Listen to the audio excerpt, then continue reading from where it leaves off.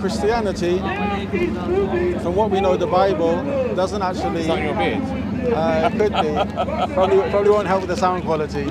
But Christianity, according to the Bible, Jesus didn't actually tell people to be Christian. Rather, it was a name given later. So we believe all these messengers came with Islam. The most important thing in Islam is God is one. We believe that there's one God who's created us and He's placed us in this life. He's the one who feeds us, He's the one who sends down the rain, and He's the one we have to return back to. Do you believe in God, or? Do I believe in God? I don't believe in God as such. I respect other people's religions, and I like to understand them. Okay, no problem. The reason I don't believe in God is I lost my mum at a young age. Okay. She was a lovely lady. Okay. And what happened to her, she didn't deserve it. Okay. But since then, I think as I've grown up in London, it's very multicultural, multi-diverse. Yes. And I've worked with a lot of Muslims, Jewish, Hindu. So I've learned to understand everyone's culture, everyone's aspect of the world. And I wanted, that's why I've got the Quran, as I wanted to read it, understand it. It's good. If I just finished my very short conclusion of what is Islam, because and then I'll come back to the point about your belief in God, if you don't mind. So we believe that God sent messengers and books, and we believe for three main reasons. One, to explain who is God, His names, His attributes. Second, to explain the way to God. What does God want us to do? What has He commanded? What has He forbidden? And then lastly, the third one, what happens when we meet God? What happens after we die? So, but the thing is, when you say that you don't actually believe in God, if you don't mind, what you've given is an emotional reason. Something obviously extremely difficult happened to you. But does that mean that there's no creator, or does it mean that you're not happy with the creator? Look, I believe that I've gone through a divorce recently as well. Okay. And I believe we're put on the earth. You get to decide which path you want to walk down. Of course. And I think as you become more modernised, multiculturals, I think as long as you're not closed-minded, you're open-minded to everyone's opinion. You can go through life and you can help people. Okay. And that doesn't matter, for me, it doesn't mean if you're like Muslim, Jewish, or Hindu, or Christian. You're not going to discriminate. For me, there could be a guy on the streets, just wanting a conversation. I go buy him a sandwich. Okay, that's very But that good. doesn't mean I'm religious on it. I just think it's helping, like, your common man. Yes. No, And this is good. maybe there is a religious aspect into it, and I don't see it. But for me, I think it's a mutual appreciation of everything, and it's like your aspect of it versus a house of. No, but even then, still the question of how did we get here? Like for example, now me and you are talking. How did we get here? Yes. Are we talking about Charles Darwin, or are we talking about? Yeah, there should be an answer. Honestly, how we got here is probably a conversation that can go forever. Yes, no, I would say it's quite simple. There's obviously a point in creation that something happens. And nobody knows truly what happens. But I think that's faith, no? No, I would say... You've got faith in either it was a higher power, or you've got faith that it was genetic and scientific. Oh yeah, I would say both have faith. But I would say that this faith or this belief, it should be based on evidence. Like for example, a very simple example, we're walking and we walk through a field. Am I going to be on TV? Not TV, better than TV. Oh yeah? YouTube. Okay. Is that okay? Yeah, fine. Okay. We're walking... It's okay, I was on Australian TV the other day, so... Okay. Yeah, so if we're walking through a field and then we see a beautiful house, doors, windows, roof, everything. And we haven't seen anyone make it. We haven't seen any builders. Do you believe that someone built it? Built the house? Yeah. Someone built the house, of course. It couldn't be the wind and enough time, and the wind blew the water, and the water mixed with the sand, and the sand formed bricks. Yeah. I've literally just come from London Bridge. Okay. And 21 years ago, I sat in the same spots. Yeah. I watched like a tree. Okay. It's overgrown now. Okay. But I sat there for 21 years later. Okay. And now it's like a bush. Okay. So on that aspect. Yes. Well, It's free. It's free, yes. Assalamu alaikum. Gambia? Huh? You're in Gambia? No, Guinea. Guinea, okay, alhamdulillah. Yes, so you're saying about your if they trip. say shukran, then you know, yeah. Barakallahu feekum. Ah, Alhamdulillah. you speak Arabic? Assalamu alaikum. Very little. Little, yeah? Well, they want to Sorry about that. Okay. How are you? Very nice. Good. Alhamdulillah. Alhamdulillah, everything good? Everything good. That's why I couldn't resist. No problem. But I believe you are in the right place at the right time. Yeah. Things happen to you for a reason. Then you can't be an atheist then. Because the atheist, you know, there's certain things that, An atheist is anti-religion. no, there's certain things which people, I think they don't understand. When someone doesn't believe in a God, and you just believe things are merely chemical reactions, it actually leads to there's no purpose. It's just chemical reactions. Yeah. There's no morality. There's no absolute morality. It's just something which we make up. And also it means we don't have free will, which comes at atheism, which most people they can't accept. But still, back to the house. From your experience in life and your understanding in life, can you believe that this house made itself? No, of course it didn't make itself. Someone gave the person skills. Okay. The person learned the skills to make the house. Yes. So then if we And take... there's a purpose to build the house. So now if you look at yourself, Yeah. you know the eyes which you see with, the ears which you hear with, we're standing here, we're breathing, our heart is beating, Yeah. I'm communicating to you, you're hearing what I'm saying, you're understanding it, you're processing it, and you're replying. Do you think that this is just random as well? I think me coming to you, Yeah. because I work at Harrods, Okay. and we always see the free Quran Okay. outside Harrods, and we're very heavily Middle Eastern driven Okay, of course, yeah. business. Me moving to Saudi Arabia, Yeah. It's all a sign. I'm a very respectful person, That's good. very humble I guy. can see, yes. and I like to understand Yeah. people's culture and their beliefs, Yeah. so I can make my own judgments. Yeah, of course. So I've always said, you know the cat on the fence? I know sit on the fence, yeah. So, you know, the cats, they walk, they sit on the fence. Yeah. They determine whether or not to jump down and congregate, or Yeah. so I'm the cat on the fence. Okay. I like to walk on the fences, watch what's going on, Yes. and then I judge and determine Okay. whether it's for me. Okay. And, you know, I'm never going to say maybe, you know, I'm going to be a devout Muslim. I'm never going to say I'm a devout Christian, even though I was baptized. You know, that was my parents' decisions. And I think because what happened to my mum, Yeah. and because I've lived in London for such a long time, Yeah. and I've grown up in a very multicultural society, Yeah.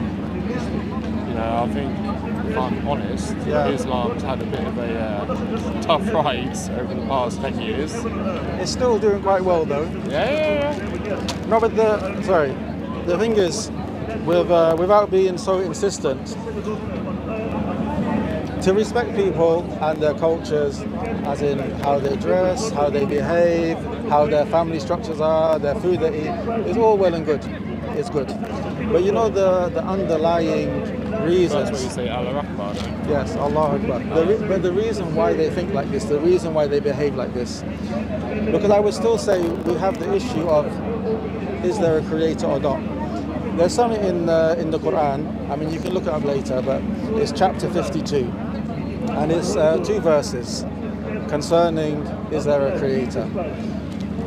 And it's very interesting because it's only 2 verses. It's quite short. But I would say the argument is it can't actually be responded to or refuted. So it mentions أم خلقوا من غير شيء أم هم الخالقون أم خلق السماوات والأرض بل لا يوقنون. So you do speak Arabic? Little. Yes. Right. So it's asking a question. It's in the Quran. It's very interesting. There's a lot of places where questions are asked, rather than just telling you, you must believe this, you must do this. There are places like this, but the Quran has a lot of places where it asks you a question. It wants you to think. So Allah asked the question: were you created from nothing, or did you create yourself? Did you create the sky and the earth? Then Allah gives a conclusion. He says, but rather they have no certainty. So this argument, if I explain the argument, were we created from nothing? So nothing exists and then we came into existence. Everyone with using their reason, their logic, they would say this is impossible. Something which doesn't exist, there's nothing there, it can't bring something into existence. That's one. Are they going to learn? Then the next question, or did you create yourself? It's not possible that we didn't exist and then we chose to make ourselves. So even though 2 things are mentioned, Darwinism versus religion. No, not really, because even that is a little bit. That's the controversy between religion and Scientology. You know why I would say no? Because Darwinism is explaining once there was a original species, once there was a beginning, how we got so many different types of species of human beings. This is the process. But Darwinism doesn't. And then you've also got the theory of evolution versus the destruction of the ecosystem. Okay, we can come to that after. You see. No problem. But Darwinism. I think we're the 6th society, they reckon. Yeah. Right? But the thing is, Darwinism doesn't explain how did you get that first living being. It's explaining they had a living being, and by random mutation and how would you say, survival of the fittest, that we got so many different species. But it still doesn't explain how did we come into existence, and that's the question we're on first. So this verse in Quran, it mentions 2 things. Were you created from nothing, or did you create yourself? It's very clear that no one can say we were created from nothing. No one can say we created ourselves. So this necessitates that there has to be a God. Yeah. There has to be a God. Let me continue, then we'll come back. Then it said, did you create the heavens and the earth? So we are living on a planet. We're living in an atmosphere. We have air we breathe. We have the sun. We have the rain, everything. We didn't create this ourselves. Something had to create this. And then lastly, which I find the most interesting, the verse, it finishes where Allah, He makes a conclusion. He says, بَلْ هُمْ لَا يُوقِنُونَ, but rather they have no certainty. Okay. If you read or if you listen to all of the people who propose evolution, the Big Bang Theory, that there's no creator, etc., you will never find any of them have certainty. They will say, we think it's this, but it could be something else, we're still looking into it, we hope that one day science will give us the answer. So it's actually 1,400 years ago, the Quran has made an announcement. Those people who don't believe in the creator, they will never have certainty. And this is something which we found out today. So we still go back to the point of, there has to be a creator. That's the first thing. I think that's faith, isn't it? It's belief based on reason. And if you look at See where I see it. Yeah. And we can talk about this all day. We can. So you imagine like you're born. Yeah. You're a child. You're a baby. Yeah. You're like a white canvas. Yeah. Yeah. And then as you grow up, Yeah. the outside factors start to paint your canvas, to start to determine who you're going to be. To a certain aspect, yeah. When you get to a certain level of maturity, Yeah. you can either go with the grain, or you can go, I don't believe this is right, this is not for me, and I want to do this. Or you can be like me, the cat on the fence, and you can sit there and you can watch all the societies and all the cultures. Yeah. So you would fall under the bel la yuqinun, but rather they have no certainty. Do you not find it interesting that you're in this life and it's a temporary life? We are going to leave this world one day, and you have no certainty. So I was married for 12 years. Okay. And I've just been divorced. I lost my mum 14 years ago. Yeah. And I'm moving to Saudi Arabia, which is the complete opposite of London. Yeah. And is that a decision that I've made? I'm not sure. Is that a job that I got offered? I turned down the opportunity to go to the Middle East before. Yeah. I've always been drawn to the Middle East. There's an aspect of choice. Like, for example, you saw us today and you chose to come over. At any moment, you're not a prisoner. At any moment you can leave. So you do have a choice. I mean, there are... Last time, I'm giving you the time. No problem. I'm giving you YouTube time. Thank you very much. There are factors around us that affect us. How many followers are you going to get on this? No idea. But there are factors around us which influence us. What society we're born in, what time we're born in, if we're wealthy, if we're poor. These affect us. Yeah. But in all of this, we still have choices. At the end of the day, I always believe you're going to die alone. You're going to die as you came into the world. The only thing that you can influence is your time on it, and that's paying respect to your man, or loving the wife, or looking after your children. But we would say one step further. You have this choice in this life, but according to the choices you make, the beliefs which you choose or you reject, the actions which you do, whether good or bad, it will have an effect on your hereafter. Will they give you sunscreen? No. I've just noticed the ginger in your beard and the heat on the back of my neck. Sometimes I wear a hat. But, okay. Yes. But that aside, we still have that question. Yeah. I would... Perhaps we're not going to reach a conclusion today, but I would... There's a lot of therapy to get to that conclusion. Yes, but even the issue of your mother passing away or your divorce, this I wouldn't say affects is there a God or is there isn't a God. Because, for example, if a person's mother was still alive or the person was still in a happy marriage, there still is a God or there's not a God. But in the Quran, in chapter 2, it mentions... It's quite interesting because usually I think society has put us in a position where when someone says there is a God, whether they're Muslim, Christian, Jew, etc., it feels like there's an obligation that they have to explain why they believe in a God. The Quran takes it another way. In chapter 2 it mentions كَيْفَ تَكْفُرُونَ بِاللَّهِ وَكُنْتُمْ أَمْوَاتًا فَأَحْيَاكُمْ ثُمَّ يُمِيتُكُمْ ثُمَّ يُحْيِيكُمْ ثُمَّ إِلَيْهِ تُرْجَعُونَ. Allah asks, again is a question, how do you disbelieve in Allah, considering that you were dead, meaning before life, and then we gave you life, and then after this life we will cause you to die, and then we will cause you to come back to life again in the hereafter, and you will return to us. So this initial question, the first question, how do you disbelieve in a God? Most people, they're very comfortable asking a religious person, but why do you believe? Why do you have faith?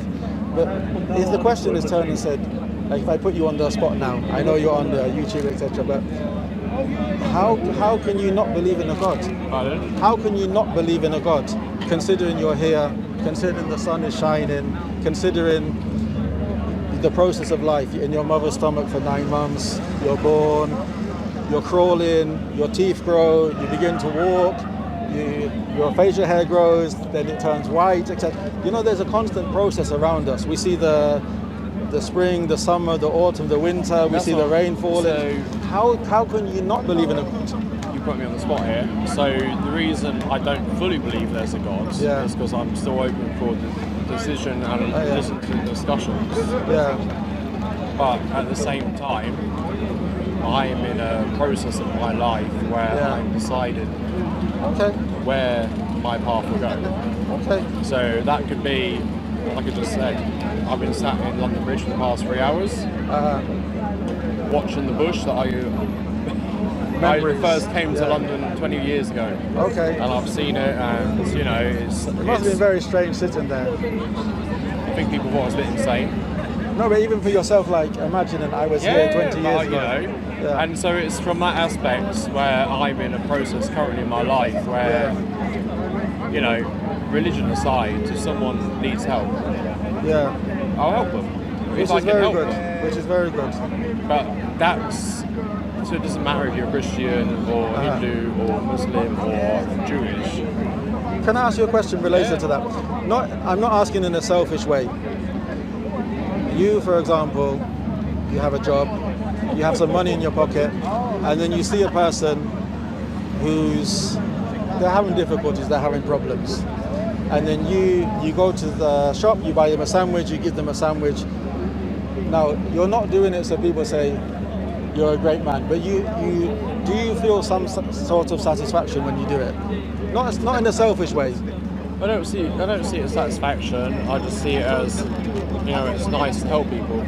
Yeah. If you have the ability to help people, you should help people. But I'm not saying that you start thinking, wow, I'm a great man. But I'm saying you do have some kind of pleasure or satisfaction in helping someone. It's not pleasure or satisfaction. Yeah. I don't get pleasure or satisfaction out of it. I know from personal experiences. Yeah. You know, 20 years ago, you know, I was on the streets. I made a lot of bad decisions.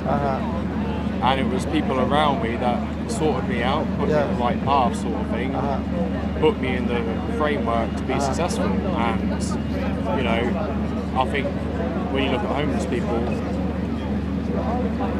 you know, a lot of homeless people in the UK, males, are ex-military anyway. And that's due to mental Of course. illness. And, you know, that's because we as a country have failed them.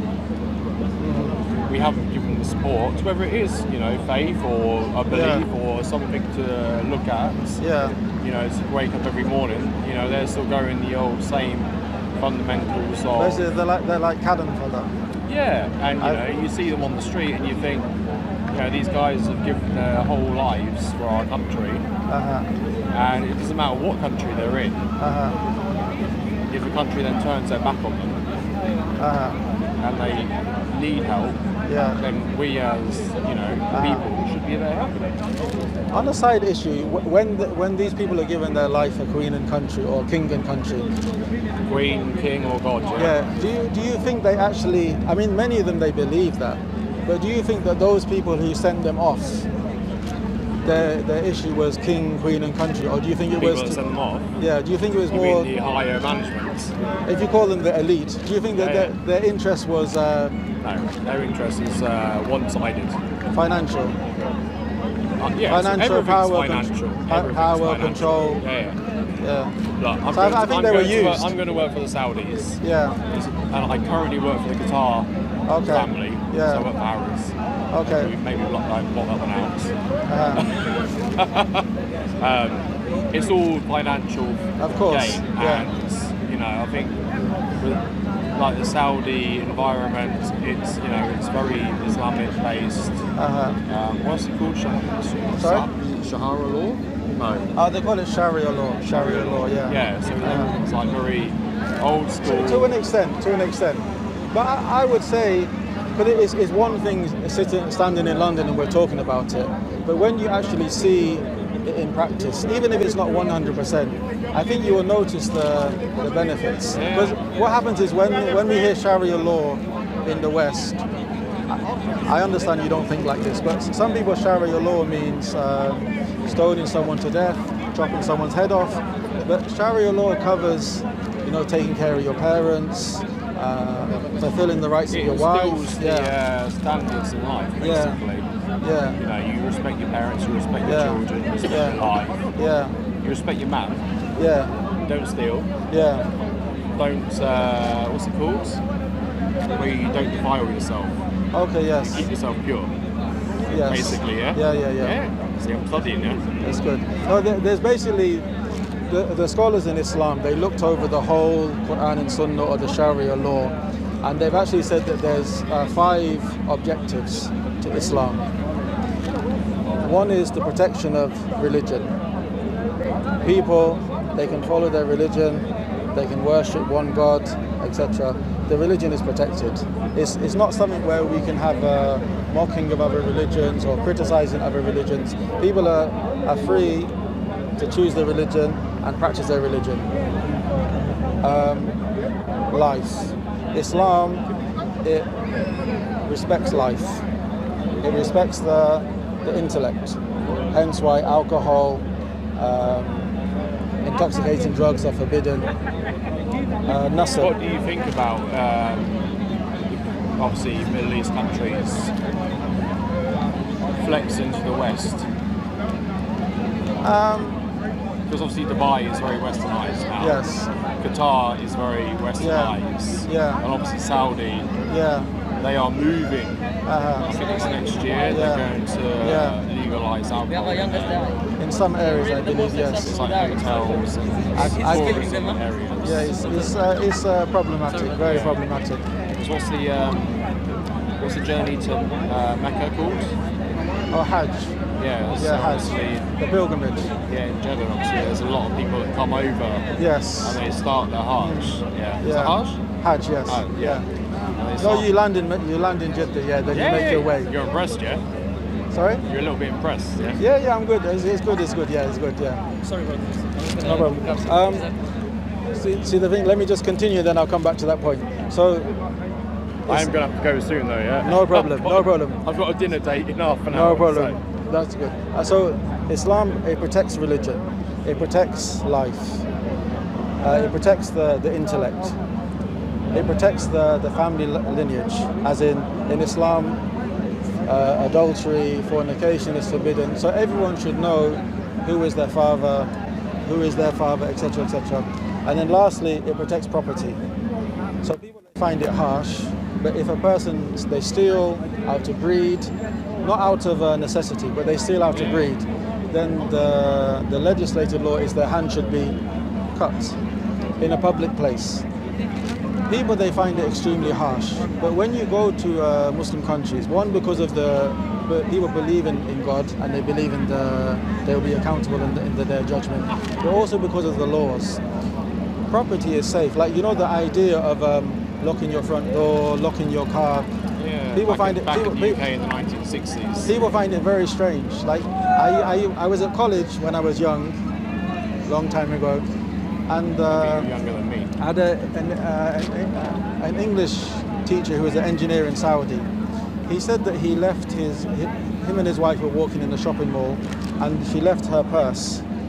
They said they came back 4 hours, and the purse was still there. Okay. So you have these laws, but they actually protect the family, like they Dubai. protect the society. You can leave your phone there. Yeah, Nobody will ever touch it. yeah. But I think it's the they don't cultural. take fingers in Dubai, Yeah. but in comparison, in Jeddah they do. Yeah, so I think it's the belief in Allah and the Day of Judgment, Yeah. but also the law as well. It has an effect upon the people. So, but as for the changes they're making, I think they're going to regret it. Yeah. But even in those lands, there's still many very good people, very pious people, and I think it's a case of one of the things which you said, like in the West, we had the opportunity to taste both worlds, and we've seen that if you go this way, this will happen. If you go this way, this will happen. So we have more of an informed choice. I think some of the people, they've just looked at the glitter of what the West has to offer, In the Middle East. and they want to try it, Yeah. or they want to bring it to their lands without realizing the problems it brings. So There's a lot of noise with it. and problems. So I hope that some of them are going to taste the outcome and then abandon it. But yeah, it is a struggle. Anyway, sir, thank you very much for your Pretty time. nice. That was like No half problem. an hour, no? Possibly more. Possibly more. Go on, I'll do a selfie with you and I'll send it to you. Okay, no problem. Will you do a selfie?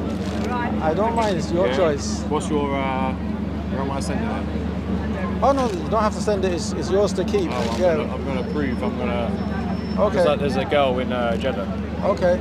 so I'm learning her way of life basically. Okay. No problem. Smile. Okay. There you go. Okay, sir.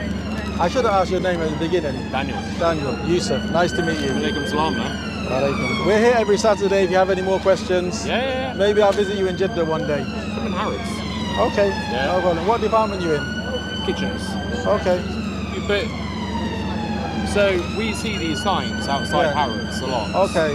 But is it all the same sort of community, or is it different? No, I think it's different organisations. Okay. We probably see eye to eye on all issues. They are Muslim brothers, but I think everyone they do it themselves. I think some of the ones in central London they have like a network. Yeah. Maybe like 10 tables or 20. Okay. But, yeah. Anyway, Daniel, thank you very much for your time. What was your name? Yusuf, Daniel. as in Joseph.